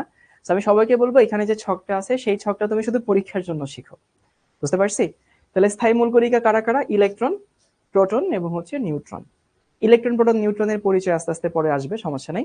তাহলে আবারও বলতেছি, স্থায়ী মূল কণিকা হচ্ছে বইয়ে লেখা আছে সব পরমাণুতে স্থায়ীভাবে থাকে, সেগুলোকে আমরা স্থায়ী মূল কণিকা বলি। এখন প্রশ্ন হচ্ছে ভাই এই কথাটাও কি পুরোপুরি সঠিক? এমন একটা পরমাণু বলো যেখানে এই স্থায়ী কণিকাগুলো সবসময় থাকে না। চিন্তা করো, একটা পরমাণু আছে যে পরমাণুতে এই কণিকাগুলো সবসময় থাকে না। তো সবাই একটু লিখে নিও, সেটা হচ্ছে ব্যতিক্রম হচ্ছে হাইড্রোজেনে কি থাকে না? নিউট্রন থাকে না। হাইড্রোজেনে নিউট্রন থাকে না। আমি যে বললাম সব পরমাণুতে সবসময় থাকে, এই কথাটা সবসময় সত্যি না। হাইড্রোজেন পরমাণুতে কোনো নিউট্রন থাকে না। আমি যদি এখন একটু তোমাদের সামনে চা খাই, তোমরা কি মাইন্ড করবা? তোমাদের কি খাইতে মন যাবে? বিশ্বাস করো এই চায়ে কোনো চিনি নাই। কোনো চিনি নাই মানে এমন না যে চিনি কম, চিনি নাই লিটারালি, বুঝছো? তো তোমাদের এটা মজা লাগতো না। মনে করো শাওন ভাইয়া সর্দি লাগছে, ওষুধ খাচ্ছে, তাহলে দেখবো তোমাদের খাইতে মন চাইবে না। আর যদি খুব খাইতে মন যায় আন্টিকে বলো যে হইতেছে শাওন ভাই বলতেছে আমার জন্য চা বানাই নিয়ে আসো। আর যদি কোনো আন্টি থেকে থাকেন তাহলে ওকে এক কাপ চা এনে দেন, ও চা খাক আর ক্লাস করুক, তাহলে ঘুমও আসবে না, আবার একটু ব্যস্ত থাকলো, পড়াশোনা করলো। তাহলে কি বললাম? স্থায়ী মূল কণিকা হচ্ছে সেই কণিকা তোমাদের বইয়ের ভাষ্য অনুযায়ী যে কণিকাগুলো সব পরমাণুতে সব সময় থাকে। কি বললাম? যে কণিকাগুলো সব পরমাণুতে সব সময় থাকে সেগুলোকে আমরা স্থায়ী মূল কণিকা বলি। উদাহরণ কি? ইলেকট্রন, প্রোটন অ্যান্ড নিউট্রন, যেগুলো আমরা পড়াশোনা করব। আর এখানে একটা এক্সেপশন আছে, হাইড্রোজেনে কোনো নিউট্রন থাকে না। অস্থায়ী মূল কণিকা, অস্থায়ী মূল কণিকা বলা হয় কিছু কিছু পরমাণুতে অস্থায়ীভাবে থাকে।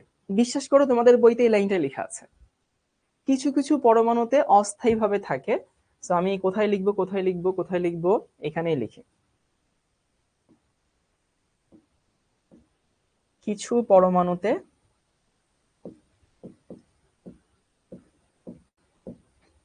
অস্থায়ীভাবে থাকে।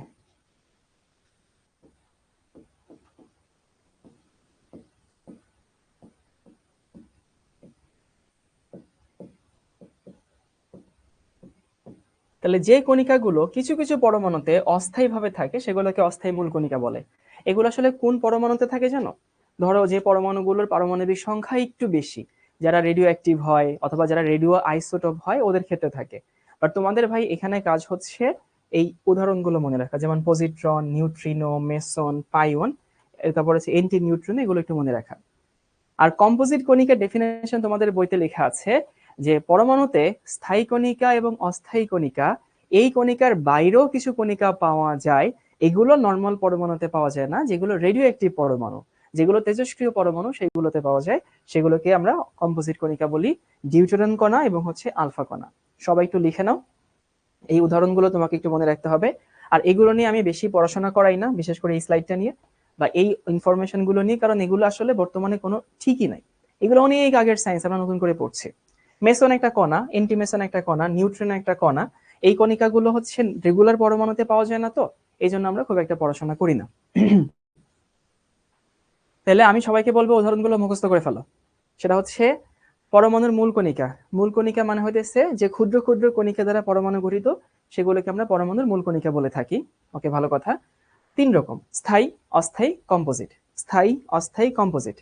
কি কি? স্থায়ী মানে যে পরমাণুগুলো, যে কণাগুলো সমস্ত পরমাণুতে সব সময় থাকে, সেগুলোকে আমরা স্থায়ী কণিকা বলি। Electron, proton, neutron. মনে রাখবা হাইড্রোজেনে কোনো নিউট্রন থাকে না। অস্থায়ী কণিকা হচ্ছে কিছু কিছু পরমাণুতে অল্প সময় থাকে, সেগুলোকে আমরা অস্থায়ী কণিকা বলি। পজিট্রন, মেসন, পাইওন, নিউট্রন, ইন্টারনিউট্রন, এগুলোকে অস্থায়ী মূল কণিকা বলে। আর মানে কম্পোজিট কণিকা হইতেছে স্থায়ী কণিকা অস্থায়ী কণিকার বাইরেও কিছু কিছু কণিকা পরমাণুতে স্বল্প সময়ের জন্য পাওয়া যায়। আসলে এই কণিকাগুলো বিচ্ছুরণ করে একটা পরমাণু অন্য পরমাণুতে কনভার্ট হয়েছে, তোমাদেরকে শিখাবো, দেখাবো না যে কিভাবে কনভার্ট হয়। সেগুলোকে আমরা কম্পোজিট কণিকা বলি। কারা এরা? যে ডিউটেরন এবং হচ্ছে আলফা কণা। এবার আসি এক একটা করে নাম। আমরা স্থায়ী মূল কণিকাগুলো নিয়ে পড়াশোনা করব। মাসুম বিল্লাহ বলছে ডিউটেরনের নাম আজকে প্রথম শুনলাম। শুনলা? কত কিছুর নাম প্রথম শুনবা। আচ্ছা, প্রথমে দেখি স্থায়ী মূল কণিকা কারা কারা। ইলেকট্রন, প্রোটন এবং হচ্ছে নিউট্রন। তোমাদেরকে প্রথমে একটা প্রশ্ন করতে চাই। আচ্ছা, একটা মানুষের আইডেন্টিটি কে, মানে একটা মানুষের পরিচয় বহন করে কি বলতো? প্রশ্ন হচ্ছে একটা মানুষের আইডেন্টিটি ক্যারি করে কি? একটা মানুষের নাম। কি মনে হয়? না, একটা মানুষের আইডেন্টিটি তার নাম ক্যারি করে না। কারণ আমার নাম শাওন, অনেকের নামও তো শাওন হতে পারে, সবাই তো আর আমি হব না, তাই না? তাহলে নাম কখনো একটা মানুষের আইডেন্টিটি হবে না। একটা মানুষের আইডেন্টিটি তার চেহারা হতে পারে, হতে পারে। কিন্তু বলা হয় যে পৃথিবীতে 7 জন মানুষের চেহারা নাকি সেম। তো আমি আসলে আমার বাকি 6 জন কোথায় আছে এগুলো খুঁজে বেড়াচ্ছি, এখনো কাউকে পাইনি। তো এরাও চিন্তা করি যে আমার যে কি বলে, আমার মতো যে 6 জন দেখতে, সে হয়তো বা চায়নায় থাকার কথা না, আফ্রিকায় থাকার কথা না, ইউরোপে থাকার কথা না, আমেরিকায় থাকার কথা না, ইন্ডিয়া, বাংলাদেশ, শ্রীলঙ্কা এই এরিয়াতে হয়তো থাকবে। তো চেহারাও হয়তো বা আইডেন্টিটি না, কারণ একাধিক মানুষের সেম চেহারা হতেই পারে। তাহলে একটা মানুষের আইডেন্টিটি হতে পারে যেটা প্রত্যেকটা মানুষের জন্য ইউনিক। তার ফিঙ্গারপ্রিন্ট প্রত্যেকটা মানুষের জন্য ইউনিক ইউনিক তার ধরো ডিএনএ সিকোয়েন্স প্রতিটা মানুষের জন্য ইউনিক। ওকে, ভালো কথা। আমার প্রশ্ন হতেছে একটা পরমাণুর আইডেন্টিটি কি? চিন্তা করো তো। মানে একটা পরমাণুর আইডেন্টিটি ক্যারি করে কোন সংখ্যা? এই ইলেকট্রন সংখ্যা, প্রোটন সংখ্যা, নাকি নিউট্রন সংখ্যা? চিন্তা করো, চিন্তা করো। মনে রাখবা এই প্রোটন হচ্ছে একটা পরমাণুর আইডেন্টিটি ক্যারি করে। আইডেন্টিটি বহন করে মানে আমি যদি বলি একটা পরমাণুতে নিউট্রন সংখ্যা 7, পরমাণুটা কোনটা? বিশ্বাস করে জীবনও বলা সম্ভব না পরমাণু কোনটা, কারণ 7 নিউট্রন সংখ্যা অনেক পরমাণু হতে পারে। কিন্তু যদি বলি বলি প্রোটন সংখ্যা সেম 7টা, তাইলে ভাই এটা দুনিয়া উল্টে গেল, সেই পরমাণু নাইট্রোজেন হইতে বাধ্য। যদি প্রোটন সংখ্যা বলি 8, সে অক্সিজেন হইতে বাধ্য। সো এই তিনটা মৌলিক কণিকার মধ্যে এটা হতেছে পরমাণু সবথেকে ইম্পর্টেন্ট কণা বলতে পারো, ও পরমাণুর পরিচয় বহন করে। ইলেকট্রন কে আবিষ্কার করছে? স্যার হচ্ছে জে জে থমসন। কত সালে? 1897 সালে। এখানে আবার একটু কথা আছে, শোনো। কোন কোন বইতে এখানে গোল্ডস্টাইন লেখা আছে। এখন যে বইতে গোল্ডস্টাইন লেখা আছে ভুল না, এটা নিয়ে বিশাল স্টোরি আছে, বুঝছি কন্ট্রোভার্সি আছে, কিন্তু সর্বসম্মতিক্রমে থমসনকে ইলেকট্রনের আবিষ্কারক হিসেবে চিন্তা করা হয়, বুঝছো? একটু মাথায় রেখো। প্রোটনকে আবিষ্কার করে রাদারফোর্ড, কত সালে? 1911 সালে। আর নিউট্রনকে আবিষ্কার করে জেমস চ্যাডউইক, কত সালে? 1932 সালে। এই তিনটা সাল সবাই মনে রেখো। আমি আশা করি সবার অলরেডি মুখস্থ হয়ে গেছে। প্রোটন আবিষ্কার করে রাদারফোর্ড 1911 সাল, ইলেকট্রন আবিষ্কার করে থমসন 1897। হ্যাঁ, সালটা ইম্পর্টেন্ট। আর বিশেষ করে যারা মেডিকেল ভর্তি পরীক্ষা দিবা। আর নিউট্রন আবিষ্কার করে জেমস চ্যাডউইক, কত সালে? 1932 সালে। এবং আমরা এটাও জানি যে এটা অবস্থান করে শক্তি স্তরে, মানে নিউক্লিয়াসের বাইরে, এটা অবস্থান করে নিউক্লিয়াসের মধ্যে, এটা অবস্থান করে নিউক্লিয়াসের মধ্যে। আর প্রতীক হচ্ছে ইলেকট্রনকে সিম্বলাইজ করা হয় হইতেছে ই মাইনাস দিয়ে, প্রোটনকে পি অথবা এইচ প্লাস। তোমরা কি জানো এইচ প্লাস কে কেন প্রোটন বলে? আমি এখানে আবার ফেরত আসবো, একটা প্রশ্ন দিচ্ছি। প্রশ্ন হচ্ছে খ নম্বরে আসে, স্যারদের প্রিয় প্রশ্ন। এইচ প্লাস কে প্রোটন কেন বলে?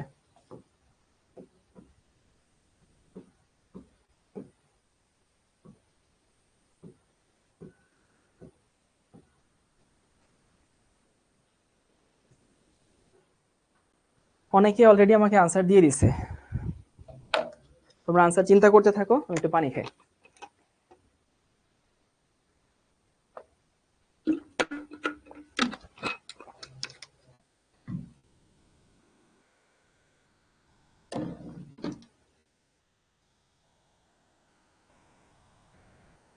আচ্ছা, নর্মাল একটা হাইড্রোজেন পরমাণু আমি চিন্তা করি।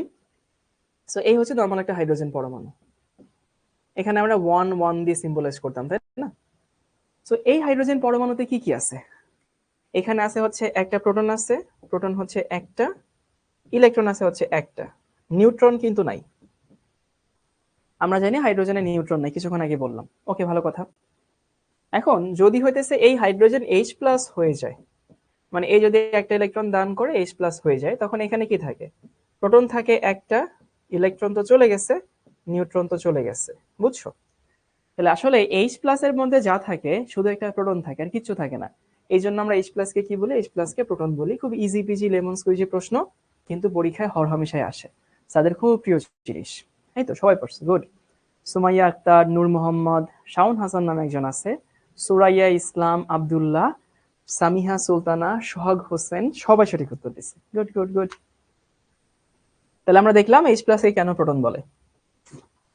তো আমি চাইবো এই চারটা সবাই ক্লাসে মুখস্থ করে ফেলো। প্রথমত হচ্ছে ইলেকট্রন কে আবিষ্কার করে? J J Thomson. Electron J J Thomson, কত সালে? 1897 সালে। আর এইগুলো তুমি অলরেডি জানো। প্রোটন হচ্ছে কি আবিষ্কার করছে? রাদারফোর্ড, কত সালে? 1911 সালে। এবং অবস্থান কোথায়? নিউক্লিয়াসে, সংকেত প্রতীক তো আমরা জানি।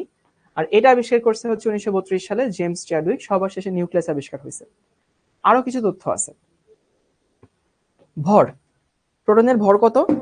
তুমি যদি গ্রামে প্রকাশ করো তাহলে ভর হচ্ছে এইটা, যে 9.11 10⁻⁻28 গ্রাম। এই যদি আমি কেজিতে প্রকাশ করি তাহলে কত আসবে?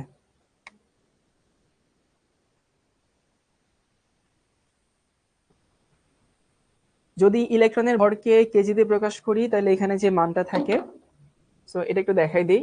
এখানে থাকে হচ্ছে 9.11 ইন্টু 10⁻31 কেজি।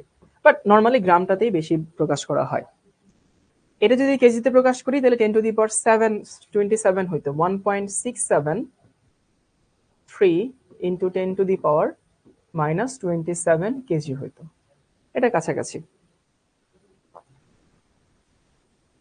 আপেক্ষিক ভর, ইলেকট্রনের আপেক্ষিক ভরকে কেউ এটা বলে, অথবা কেউ আসলে এটাকে শূন্য বলে। এই কেন শূন্য বলে জানো? মানে ব্যাপারটা হচ্ছে এরকম, 1/1837, এটা তো আসলে খুবই খুবই ছোট মান। এত ছোট মান যেটাকে তুমি চাইলে শূন্য ধরতে পারো। সো ইলেকট্রনের আপেক্ষিক ভরকে অনেকে শূন্য ধরে, প্রোটনের আপেক্ষিক ভরকে 1 ধরে, আর নিউট্রনের আপেক্ষিক ভরকেও 1 ধরে। আধানের পরিমাণ তো সবাই জানো, এবং তুমি যদি এটাকে ইএসইউ তে প্রকাশ করতে চাও তাহলে একটু বলে দিই, এই মানটা থাকে হইতেছে এইটা মাইনাস 4.8 ইন্টু 10⁻⁻10 ইএসইউ মুখস্থ করবা। এটা হচ্ছে প্লাস 4.8 ইন্টু 10⁻⁻10 ইএসইউ।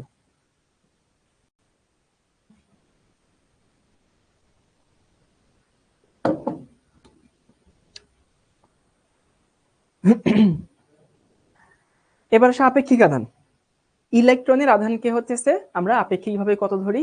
-1 ধরি, কারণ এই আধানটাই আসলে হইতেছে সব জায়গায় ক্যারি করে, তো এই জন্য এটাকে আমরা হইতেছে -1 ধরি। এখন মাঝে মধ্যে দেখা যায় পরীক্ষায় চাই হচ্ছে ইলেকট্রনের আপেক্ষিক চার্জ, তোমরা আবেগের ঠেলায় প্রকৃত মানটা লিখে দিয়ে আসো। আপেক্ষিক মানে যেটা আমরা ধরে নিচ্ছি। তো ইলেকট্রনের চার্জটা আসলে এত এত বেশি পরিমাণ ব্যবহৃত হয়, তো এই জন্য আমরা এটাকে আপেক্ষিক চার্জ -1 ধরে নেই। এটার আপেক্ষিক চার্জ হচ্ছে +1। তো আপেক্ষিক বললে কিন্তু -1 লিখতে হবে, তোমাকে কিন্তু এখানে এই পিওর মানটা বা ফুল মানটা লিখে দিলে কিন্তু হবে না। আপেক্ষিক মানে আমরা এখানে ধরে নিছি। এবার তোমাদেরকে একটা জিনিস দেখাই, সেটা হচ্ছে, তাহলে সবাইকে এটুকু ক্লিয়ার হয়েছে? আমি একটা একটা করে আসি, দেখো ক্লাসে তোমাদের মুখস্থ হয় কিনা। প্রথমে আসি হচ্ছে ইলেকট্রন, কে আবিষ্কার করছে? J Thomson. আমার সাথে সাথে মুখস্থ করে ফেলো। ইলেকট্রন কে আবিষ্কার করছে? J Thomson. কত সালে আবিষ্কার করছে? 1897 সালে। ইলেকট্রন থাকে কোথায়? নিউক্লিয়াসের বাইরে, কক্ষপথে থাকে। ইলেকট্রনের ভর কত? 9.11 10⁻⁻28 গ্রাম। আপেক্ষিক ভর কত? 0। ইলেকট্রনের চার্জ কত? 1.6 10⁻⁻19 কুলম্ব, অথবা -4.8 ইন্টু 10⁻⁻10 ইএসইউ। আপেক্ষিক চার্জ কত? -1। এটুকু মনে রাখলেই হচ্ছে। প্রোটন আসি। সো প্রোটন হচ্ছে কে আবিষ্কার করছে? রাদারফোর্ড। কত সালে? 1911 সালে। কোথায় থাকে? নিউক্লিয়াসে থাকে। প্রোটনের ভর কত? 1.673 ইন্টু 10⁻⁻24 গ্রাম। আপেক্ষিক ভর আবার 1, এবং প্রোটনের ক্ষেত্রে হইতেছে এই হচ্ছে ওর চার্জের মান, আপেক্ষিক চার্জ হচ্ছে 1। আর নিউট্রন তো হচ্ছে নিউট্রন। ওকে, এবার তোমাদেরকে কিছু প্রশ্ন সলভ করি। প্রথমে লিখে নেওয়া হইতেছে চার্জের কোয়ান্টায়ন কি জিনিস?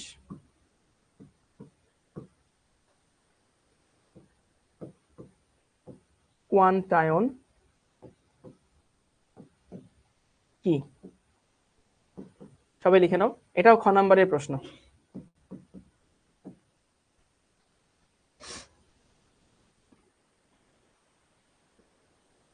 চার্জের কোয়ান্টায়ন বা চার্জের কোয়ান্টাইজেশন। আচ্ছা, তুমি এখন বাজারে কোনো কিছু কিনতে গেলে বাংলাদেশে এখন সব থেকে ছোট মুদ্রা কোনটা? বাজারে প্রচলিত সব থেকে ছোট মুদ্রা বলো বলো। 1 টাকা। গুড। 1 টাকার নিচে কোনো মুদ্রা বাংলাদেশে হয় না।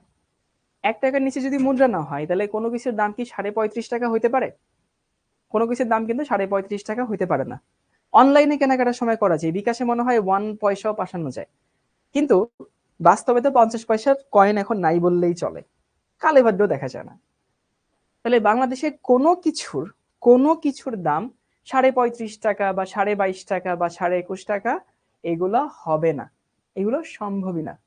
ওকে, ভালো কথা।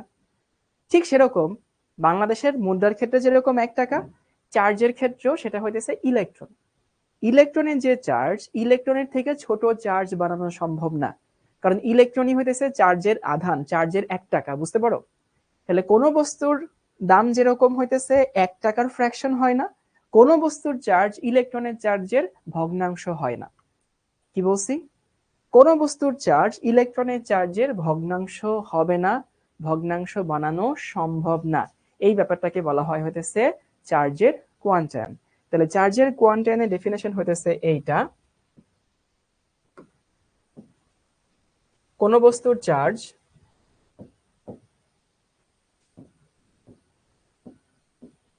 কোন বস্তুর আধান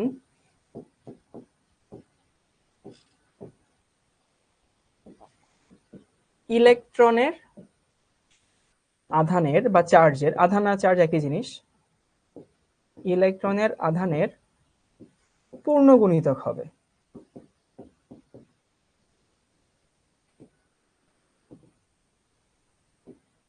এই জিনিসটাকে বলা হয় কি? চার্জের কোয়ান্টায়ন। তাহলে চার্জের কোয়ান্টায়ন মানে হইতেছে ব্যাপারটা এরকম, ধরো কোনো বস্তুর চার্জ এমন হইতে পারে যে হইতেছে আমি বলতে পারি 9 ইন্টু ইলেকট্রনের চার্জ, এইটা হওয়া পসিবল। কোনো বস্তুর চার্জ 10 ইন্টু ইলেকট্রনের চার্জ, এইটাও হওয়া পসিবল। এইগুলো হতে পারে, কিন্তু কোনো বস্তুর চার্জ এইটা হবে না, যে 9.5 ইন্টু ইলেকট্রনের চার্জ, এটা প্র্যাকটিক্যালি কখনোই হয় না, কারণ ইলেকট্রনের চার্জই হইতেছে চার্জের একক, এটাকে কখনো ভগ্নাংশ করা যায় না। সবাই কি বুঝিয়েছি কাঁচা বাচ্চারা?